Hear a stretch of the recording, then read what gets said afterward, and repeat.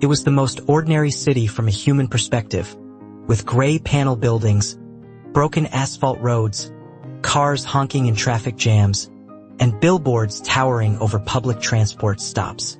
There, in one of the old courtyards overgrown with withered grass and surrounded by peeling walls, lived a cat. His name was Marquis. However, only a few remembered this name. Once, long ago as a kitten, he belonged to a gentle old lady who, sitting on a stool in a dimly lit kitchen, called him that. But years passed since then, the old lady died, and the cat was left alone. Now he was rarely called by that name, and there was no one to call him. Marquis's life was not easy. He remembered the warm scent of lavender that always perfumed his owner's pillow. He remembered her voice, slightly trembling and weak, when she stretched out the words, asking, "Marquis, have you eaten yet?" He remembered the softness of the hands that carried him to the window to show the world beyond the glass. Back then, the world seemed large but kind, and the kitten believed it was full of good creatures. But the owner grew old, and then came the day she was gone. Relatives came to the house, took out the furniture, took the things away. No one wanted to take the cat with them, and he, in fear and confusion, slipped into the entrance hall and then into the alley. The door slammed shut behind him, and now he was homeless. Several years passed since then. The life of a stray cat was harsh. He had to search for food in trash bins, hide from dogs behind old tires, avoid malicious teenagers who took pleasure in throwing stones at him or shouting insults. His fur was matted and clumped. One ear had a gap, a result of an old fight for a spot under a half-rotted canopy. Winter was especially hard. The cold penetrated his skin, sapping his strength. On such days, Marquis remembered his owner with particular longing, recalling the soft blanket and the bowl of warm porridge she fed him in the mornings. One cold, cloudy evening, he sat behind the garbage containers, hiding from the drizzling rain, and thought that he no longer had the strength. The courtyard where he lived was next to a dilapidated house where the old lady's apartment once was. But over the years, other people moved in. They often changed, coming and going, and no one paid attention to the cat. It seemed to him that those capable of loving unconditionally had vanished from the world. He rarely found enough to eat. More often, gnawed bags with scraps, rusty cans. People threw away a lot of food, but it was often inedible or spoiled. The cat endured this stoically because there was no other way out. Sometimes he thought, what if I try approaching someone, rub against their leg, meow softly? But past bitter experiences taught him to stay away. One day he decided to take the risk. He approached a woman who was talking on the phone and holding a paper cup of coffee. He tried to reach for her leg, hoping for a pat, a crumb of food, or at least a warm glance. But she grimaced, pushing him away with her foot. Not hard, but hurtfully. The cat recoiled and realized he wouldn't risk it again. Weeks went by. Sometimes he managed to find shelter in the basement of an old house. The basement was damp, smelled of mold and old rags, but at least it was warmer than outside. Among abandoned boxes, he discovered something strange. A stack of scribbled sheets, scraps of newspapers with some incomprehensible phrases. He didn't fully understand human language, only catching bits intuitively. In small handwriting, it was written, how to train a cat to use a litter box, treatment for cat ringworm, why cats cry at night, where to get cheap cat food. These were strange search queries, as if someone from the previous human inhabitants was trying to find answers in the invisible world of information streams. To the cat, these phrases seemed incoherent, but they exuded something familiar, care for cats. He wandered the streets and sometimes noticed laptops and windows, screens flickering with lines of text. In one basement, he once saw a bluish-gray glow from a phone screen lying unattended on a table late at night. On the screen appeared text like, search query, good veterinarian near me, or search query, animal shelter open vacancies. The cat, of course, didn't fully understand the meaning of the words but felt that among people, There were those who might think about him, about cats like him. Somewhere there are shelters, doctors, help. But not in his courtyard, not in his reality. Or not yet in his. Winter passed, spring arrived. Spring puddles reflected the pale sky. Marquis became even thinner, his fur clumped. He grew increasingly tired and dozed off, curling up behind the garbage bin. One day he heard two students talking nearby. They sat on the porch of an old dormitory, arguing about something. One asked the other, "Hey, how do you find an animal shelter? I was thinking of getting a kitten." The other replied, "Search online. Enter the query, 'cat shelter in my city,' and you'll find one." The cat perked up his ears, listened. Again those strange words, search query and shelter. He didn't know what they meant, but instinctively felt shelter. It sounded like a place where it's warm and they provide food. However, days went by and life didn't change. Cold nights, wet asphalt, sharp shouts of passers-by. One deep night, the cat suddenly felt very weak. He hadn't been able to find anything to eat for a long time, and his strength was leaving him. He lay on his side near the iron grate of a sewer manhole and thought, "That's it.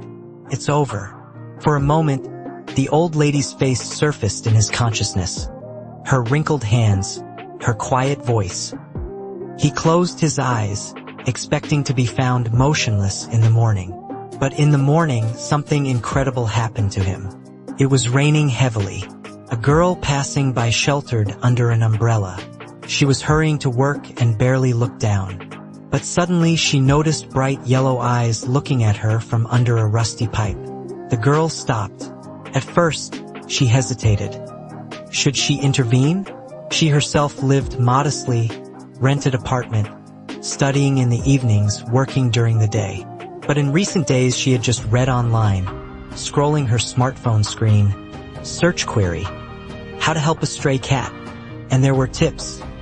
Approach cautiously, try to give food, take to a veterinarian if possible. The girl took a sandwich from her bag and slowly extended a piece of ham to the cat. Marquis sniffed, then began to chew with difficulty. The girl crouched down. Her umbrella tilted. Raindrops ran down the edges. She said, "Well, why are you here alone?" Her voice was soft, not harsh. The cat opened his eyes and looked at her. Perhaps, for the first time in a long while, a spark of hope ignited within him. In the following days, the girl, named Anastasia, began to come to the same courtyard. She brought a bag of food, a bowl of water. The cat watched her cautiously. He had already gotten used to not forming attachments, but hunger and fatigue made him accept her kindness. Anastasia, once she decided, tried to gently stroke the cat's head. He tensed but did not run away. Her hand was warm, and the touch was soft. He didn't remember what it felt like to be petted like that without the intention to cause pain.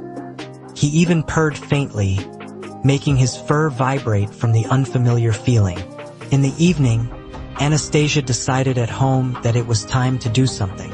She opened her laptop, typed into the search bar, search query, animal shelter with treatment, search query, vet clinic nearby, search query, what to do with a stray cat if you want to take him home.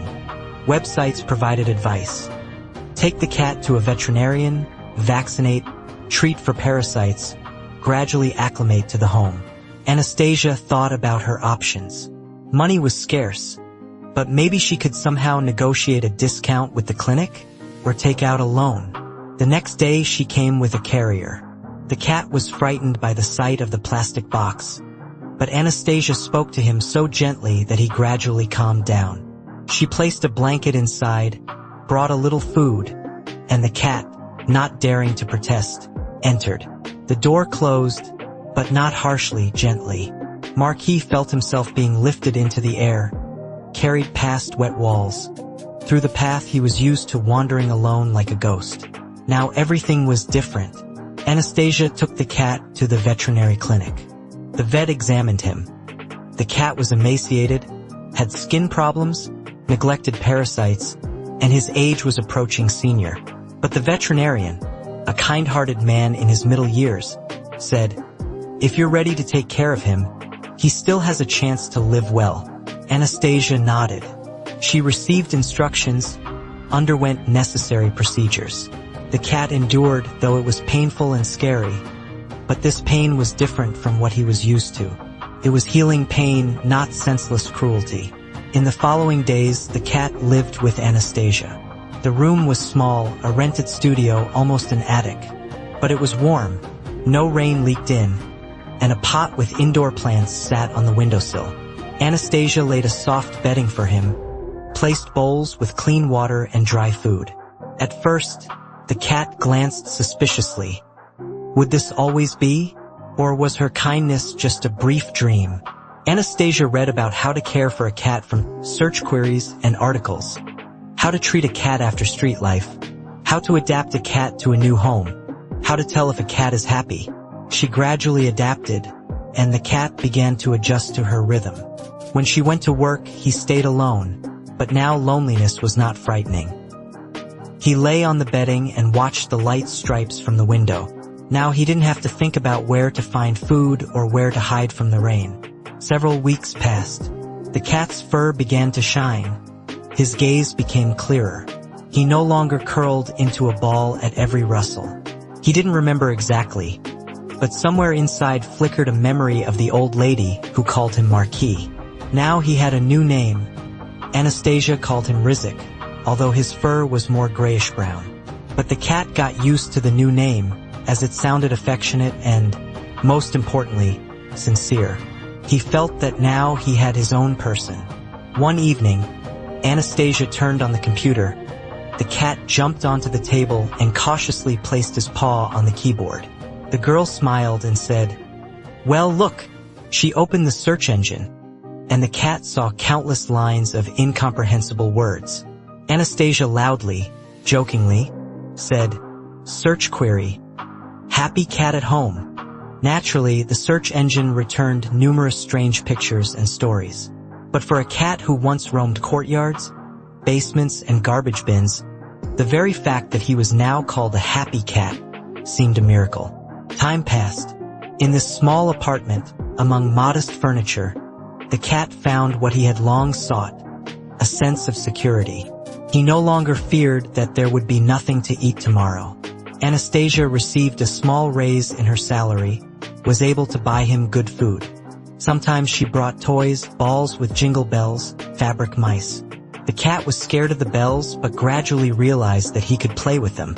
He learned to rejoice anew, as he once did in childhood.